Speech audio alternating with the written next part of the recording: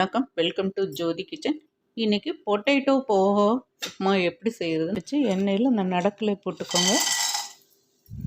வறுத்த நடக்கலை பாருங்கள், நடக்கலை வறுத்து எடுத்துட்டோம். இப்போ இதில் சோம்பு போட்டுக்கோங்க. அது கருவேப்பிலை, வெங்காயம் ஒரு வெங்காயம் போட்டால் போதும். அவல் கொஞ்சம் பாருங்கள், வெங்காயம் மிளகா நல்லா வதங்கிடுச்சு. உப்பு வந்து உருளைக்கிழங்கு நம்ம போட்டுக்கலாம். மிளகாத்தூள் மஞ்சத்தூள் போட்டுக்கோங்க. இது நல்லா வேகட்டும். உருளைக்கிழங்கு உப்பு போட்டுக்கோங்க. உப்பு போட்டுக்கோங்க.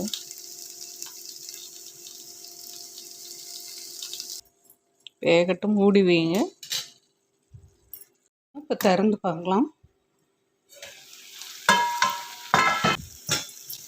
பாருங்க, உருளைக்கிழங்கு வெந்துருச்சு.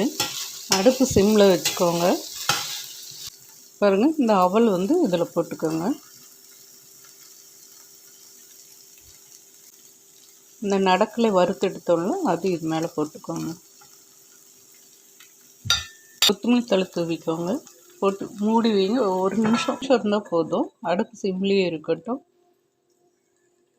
பாருங்கள், திறந்து பார்க்கலாம்.